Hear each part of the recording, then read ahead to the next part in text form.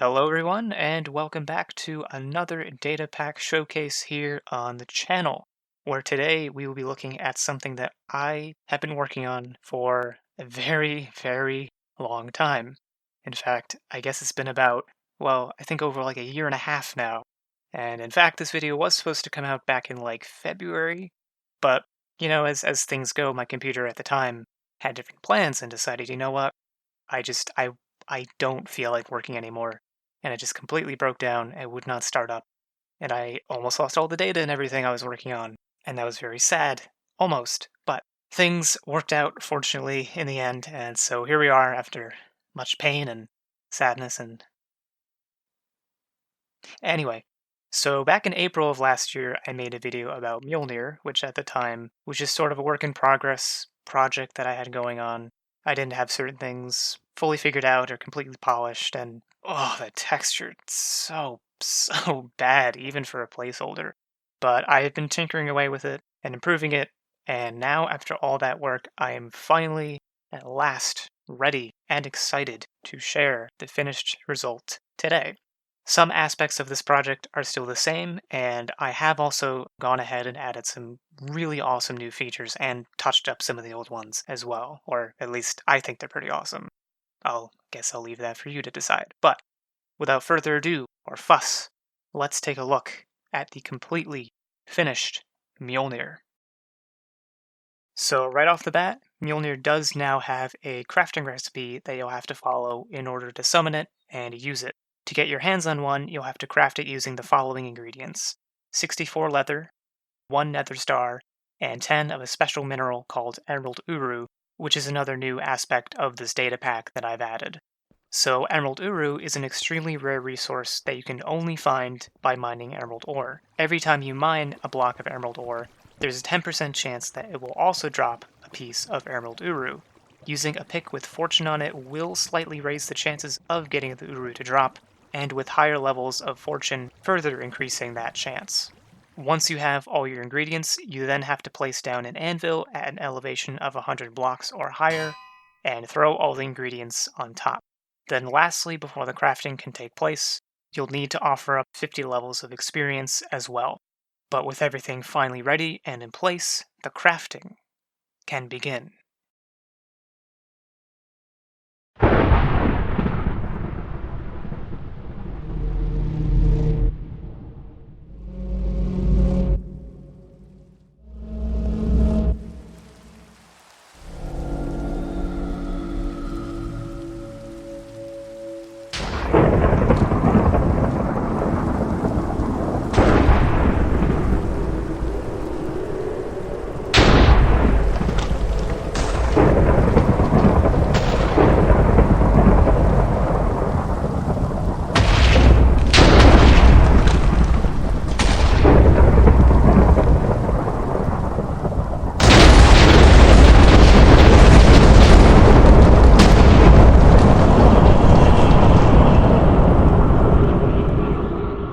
Okay, and there we go.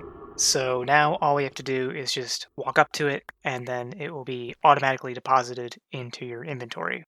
So as before, Mjolnir has the enchantments of Knockback 2, Smite 5, Loyalty 2, and Channeling. It is also supposed to have that enchanted glow effect that all enchanted tools and weapons do, but apparently this version of Minecraft, and in fact the last couple versions of Minecraft, are bugged out. So unfortunately tridents don't get to have that enchanted effect. And since Mjolnir is just a retextured trident, we also don't get to have that nice sort of little effect with Mjolnir, which might have been nice to have. Hopefully that is something that will be addressed in the future. But moving on, Mjolnir now has 5 abilities, as opposed to the 3 from before, and you can still cycle through them by tapping the sneak button, except now instead of displaying the chosen ability in the chat, it does so via a little subtitle, which I think looks infinitely better and just serves to kind of keep the chat uncluttered with all these messages about you switching abilities, which ultimately it just wasn't really a good design choice. And there's also a handy little indication above your hotbar that lets you know what the currently selected ability is at all times, as long as you're holding Mjolnir. So the last time I showed this off, Mjolnir had 3 abilities, but since then, I've added 2 new abilities. But why don't we go ahead and actually look at the old ones first, which I've sort of touched up and made a little bit better and added some new features to. First, we have Thunder Jump, which works mostly the same as last time, except I have now managed to make the flying a little bit less jittery than it was before, which is great because I really just wasn't a fan of how that looked previously.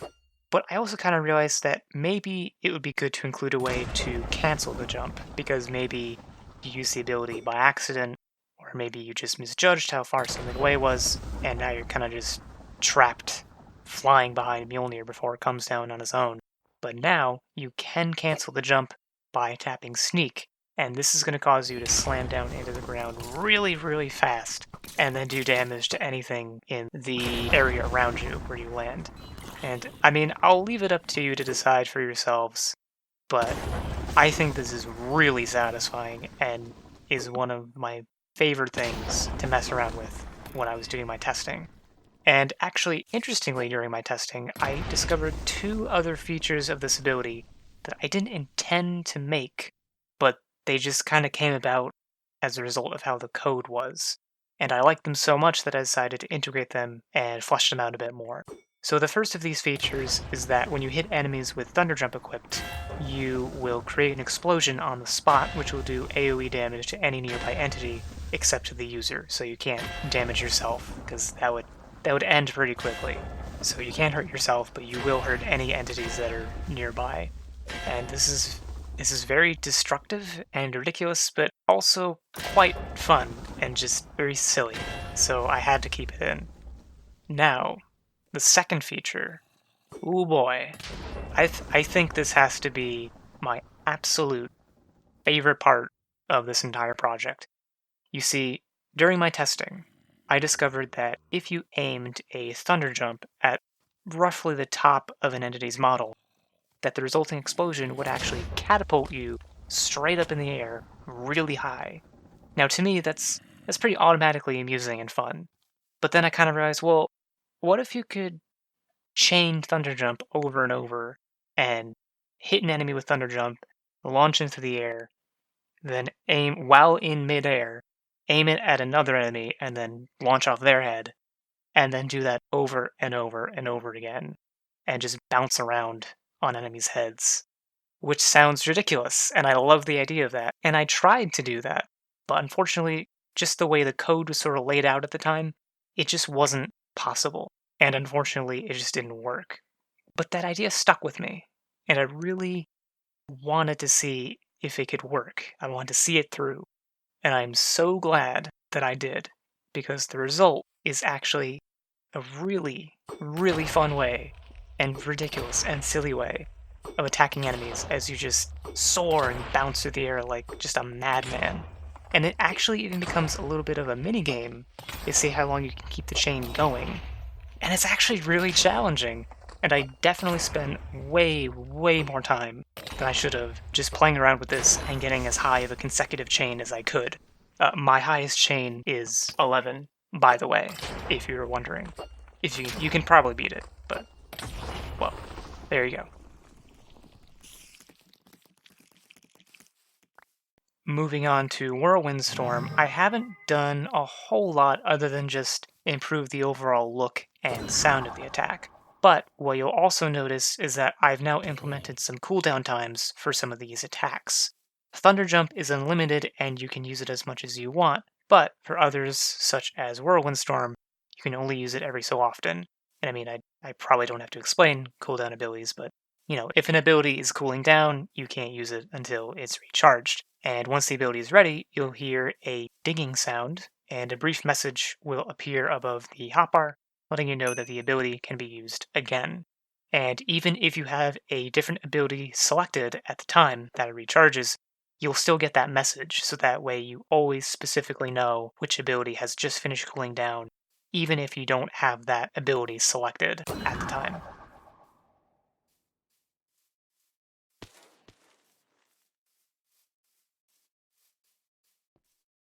Mountain Slayer also hasn't seen too much change, apart from the fact that it will now drop some of the blocks that it destroys.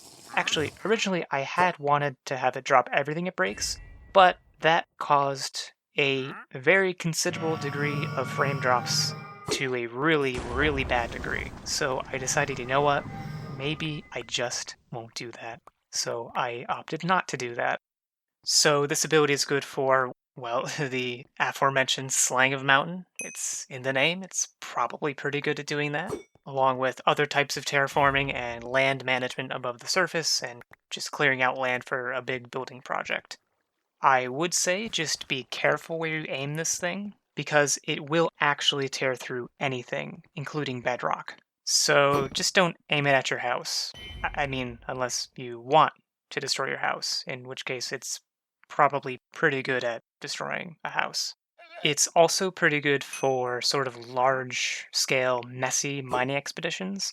And I say messy because, like I said, you will get some of the drops, but I'd be careful if you're expecting to get all of the drops, you won't. So, if you aim it at some diamonds, for instance, I just be a little bit careful of that because you might not get those and you might destroy them. So just something to keep in mind.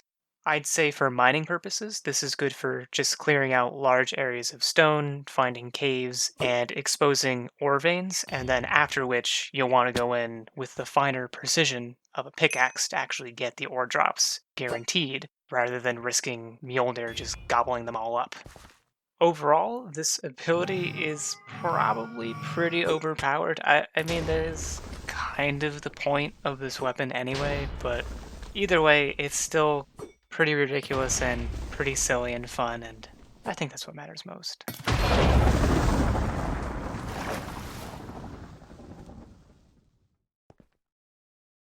Okay, so now let's move on to the two new abilities. So first, I've actually added the option to not have an ability selected if you just sort of want to throw Mjolnir around without having anything fancy happen.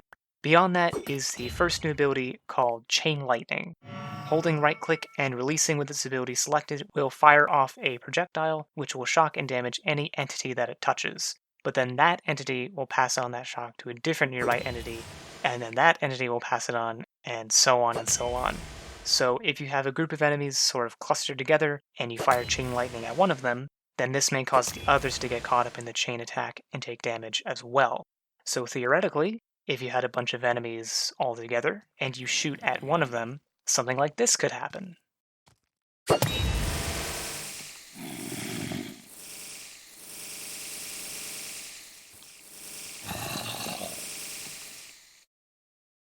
Now, there is a brief little buffer period before something that was shocked can be shocked again. So, for example, if you have just two enemies that are right next to each other, they can't just infinitely pass on the shock to each other. They would need another enemy or another couple enemies to keep passing the shock on. So, just a little bit of a balancing there, a little bit of a balancing thing there for me. And also, the chain lightning can hurt you too. So you'll just want to be aware of that when you're firing at enemies that are kind of closer to you, because then you can easily get caught up in the chain as well and take a little bit of damage. And last on our ability list is Lightning Blast, which is pretty straightforward. I mean, I kind of realized that for all the things that Mjolnir can do, I didn't even have a way for it to just summon a lightning bolt, which kind of seems silly because it's like, that's a pretty basic thing that it can do, so I definitely had to fix that. So to use this ability, you just have to look at a block or look at a target, wherever it is you want the lightning to spawn, hold the right click, release, and bam, lightning on demand. So this could be useful for hurting your enemies, supercharging creepers, transforming villagers, and cooking your dinner, I suppose. It's actually pretty good at doing that.